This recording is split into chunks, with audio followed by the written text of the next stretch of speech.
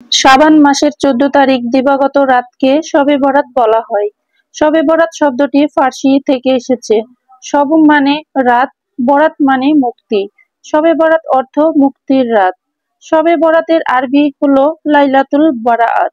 হাদিস শরীফে যাকে নিছক শাবান বা শাবান মাসের মধ্য দিবসের রজনী বলা হয়। ভারতীয় উপমহাদেশ, পারস্য সহ পৃথিবীর অনেক দেশের ফার্সি, উর্দু, বাংলা, হিন্দি সহ নানা ভাষায় যা শবে বরাত নামে অধিক পরিচিত। বিসমিল্লাহির রহমানির রহিম। সবাইকে আসসালামু আলাইকুম। কেমন আছেন আপনারা সবাই? আশা করি আল্লাহ তাআলার অশেষ রহমতে যে যেখানে আছেন সবাই ভালো আছেন, সুস্থ আছেন। আলহামদুলিল্লাহ, আমরাও আল্লাহ তাআলার অশেষ রহমতে ও আপনাদের দোয়াতে মাশাআল্লাহ ভালো আছি। তো চলে আসলাম আরেকটি নতুন ভিডিও নিয়ে। নতুন আরেকটি ভিডিওতে আপনাদের সকলকে আমন্ত্রণ। আজ শুক্রবার, শবে বরাতের রাত। শবে বরাতের রাত হিসেবে অনেকে অনেক রকম ভিডিও আপলোড করেছে। তো আজকের ভিডিওটি আমি শবে বরাতকে কেন্দ্র করে আপলোড করছি। তো প্লিজ ভিডিওটি স্কিপ না করে পুরো ভিডিও ফুল ওয়াচ করবেন এবং একটি লাইক দিতে ভুলবেন না। তো সবার কাছে রিকোয়েস্ট রইল, আমার ভিডিওটি যদি একটু হলেও আপনাদের ভালো লাগে, লাইক, কমেন্ট এবং সাবস্ক্রাইব করে আমার পরিবারের বন্ধু হয়ে থেকে যেতে পারেন। আর এ ধরনের ব্লগ ভিডিও রেগুলার পেতে চাইলে সাবস্ক্রাইব করার পর নোটিফিকেশনের বেল বাটনটি অল করে রাখবেন। তাহলে আমি ভিডিও আপলোড করা মাত্র আপনার কাছে নোটিফিকেশন পৌঁছে যাবে। তখন আপনি আপনার সময় অনুযায়ী দেখে নিতে পারবেন। তো যাই হোক, আপনারা অলরেডি দেখে বুঝতে পেরেছেন যে আমার রান্নার প্রস্তুতি চলছে। তো রান্না করব আজকে, রান্না সম্পর্কিত আজকে সেরকম কথা অ্যাড করব না। আমি শবে বরাত নিয়ে আমি যেটুকু জানি ঠিক সেটুকু আপনাদের মাঝে শেয়ার করব। তো ভিডিওটি স্কিপ না করে দেখতে থাকুন। তো আমি শবে বরাত সম্পর্কে যে কথাগুলো শেয়ার করব সেই কথাগুলোর মাঝে যদি কোনো ভুল ত্রুটি থাকে তাহলে কমেন্টের মাধ্যমে আমার ভুল ধরিয়ে দিলে আমি ভীষণ খুশি হব। আর আমার কথাগুলো থেকে যদি কেউ উপকৃত হন তাহলে সেটাও জানাতে ভুলবেন না। তো চলুন শুরু করা যাক। অতিরিক্ত বাড়াবাড়ি ও অতিরিক্ত ছড়াছড়ি, এই দুই ধরনের চরমপন্থী রয়েছে। তো একটা অতিরিক্ত বাড়াবাড়ি যে একদম শবে বরাতকে লাইলাতুল কদরের উপরে নিয়ে যাচ্ছে। লাইলাতুল মিনাস শাবান কে কোনো কোনো ক্ষেত্রে বাড়াবাড়ির পন্থীরা একদম লাইলাতুল কদরের উপরে নিয়ে চলে যাচ্ছে। আর ছড়াছড়ি যারা, তারা বলছে এ রাত্রে কোনো কিছুই করা যাবে না। দুটাই চরমপন্থী। হয়তোবা আমার কথাগুলো আপনারা বুঝতে পারছেন না।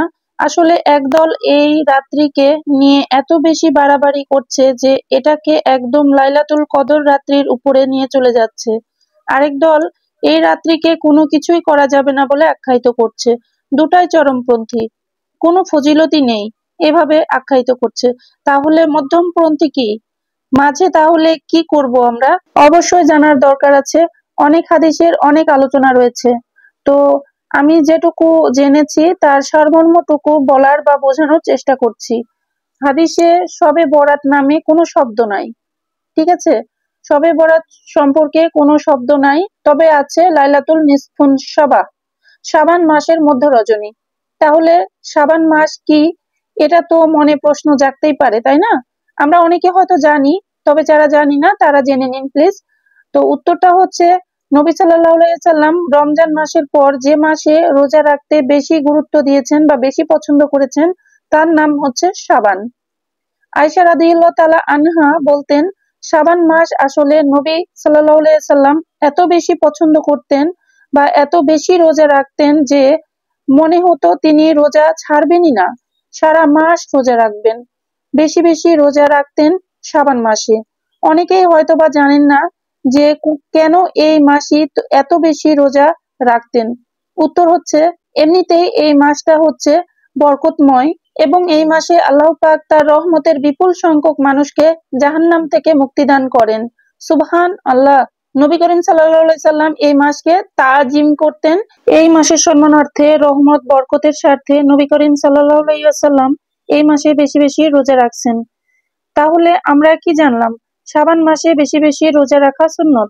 আপনি যদি সুস্থ থাকেন, আপনি যদি ভালো থাকেন, সবল থাকেন, তাহলে চেষ্টা করবেন এই মাসে বেশি বেশি রোজা রাখার।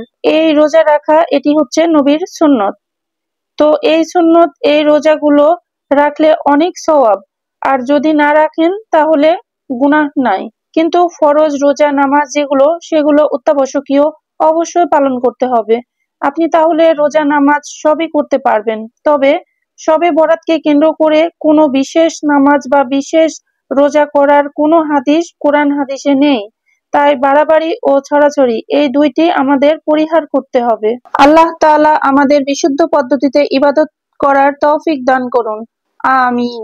মধ্য শাবানের রজনীতে আল্লাহ তাআলার কাছে ক্ষমা পাওয়ার জন্য, হিংসা শিরক থেকে মুক্তি লাভের জন্য চেষ্টা থাকবে, কিন্তু বেদাতি পন্থায় বিশেষ নিয়মে ইবাদত, নামাজ, হালুয়া রুটি খাওয়া এগুলো থেকে বিরত থাকতে হবে এবং আল্লাহ তাআলার সঠিক নিয়মে ইবাদত করার তৌফিক দান করুন সবাইকে।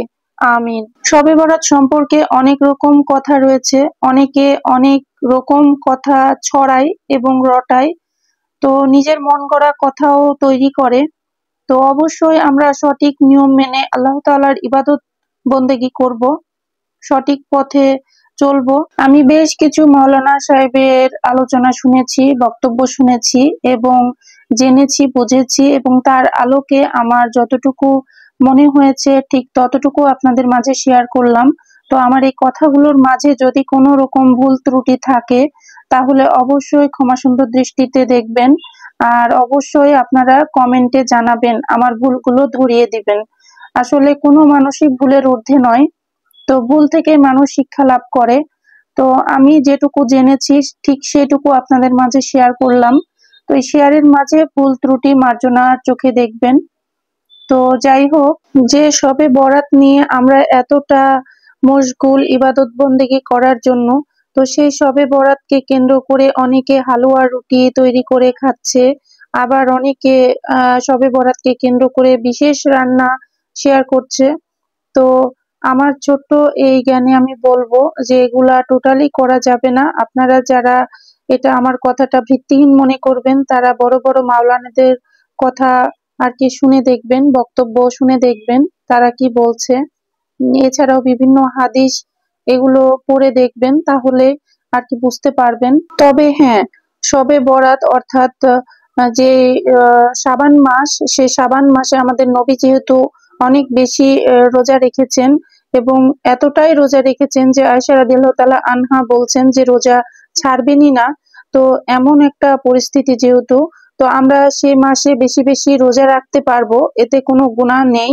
তবে শবে বরাতকে কেন্দ্র করে যদি আমরা নিয়ম পালন করি তো সেটা টোটালি বেদাতের মধ্যে পড়ে যাবে, তো সেগুলা থেকে বিরত থাকাই ভালো। তো যাই হোক, বলতে বলতে অনেক কথাই বলে ফেললাম, তো ভিডিও রিলেটেড কোনো কথাই আজকে শেয়ার করতে পারলাম না। তো ভাবছি যে ভিডিও রিলেটেড কিছু কথা আপনাদের মাঝে শেয়ার করি। শবে বরাত নিয়ে এক একজনের মনে এক এক রকম প্রশ্ন থাকতেই পারে। তো এই তো আমি রান্না আজকে করেছি শবে বরাতকে কেন্দ্র করে না, প্রতিটা শুক্রবারে আমার কম বেশি মাংস থাকে, তো ঘরে যে মাংস থাকে সেটাই রান্না করি। তো আজকে দেশি মুরগির মাংস রান্না করা হয়েছে। তো দেশি মুরগি আর কি নিয়ে এসেছিল কিনে, সেভাবে ব্রয়লার মুরগি বা অন্যান্য মুরগি আমাদের খুবই কম খাওয়া হয়। আমি ভীষণ ব্রয়লার মুরগি পছন্দ করি, কিন্তু আমার হাজবেন্ড টোটালি পছন্দ করে না। তো সেই জন্য দেশি মুরগি নিয়ে আসা হয়েছে। তো দেশি মুরগি আর কি আমি কেটে ধুয়ে রান্না করেছি, আপনারা সবটাই দেখেছেন। তো আজকে দেশি মুরগি রান্না করেছি আর সাথে সাদা পোলাও রান্না করেছি। আমরা সবাই জানি দেশি মুরগি রান্না করলে সঙ্গে আলু দিলে অনেক মজা লাগে, আর তার পাশাপাশি দেশি মুরগিতে একটু ঝোল রাখলে আরো ভীষণ মজা লাগে। আর আমার মেয়ে আর কি সালাদ কেটে কুটে দিয়েছে, পোলাও মাংসর সাথে সালাদ থাকলে মন্দ হয় না। তো এই তো আমাদের দুপুরের আয়োজন। তবে হ্যাঁ, শবে বরাতকে কেন্দ্র করে না, স্পেশালি শুক্রবার বলে আর কি আমার এই রান্নার আয়োজন। আর এই যে চুলা আপনাদেরকে একটু দেখিয়ে দিচ্ছি, এই চুলাটা আসলে এই বার্নার গুলা নষ্ট হয়ে গেছিল, তো আমি গত পরশুদিন আমি সার্ভিসিং করে নিয়েছি, বার্নার গুলো সেট লাগিয়ে নিয়েছি, তারপরে দেখেন পুরা নতুনের মতো লাগছে।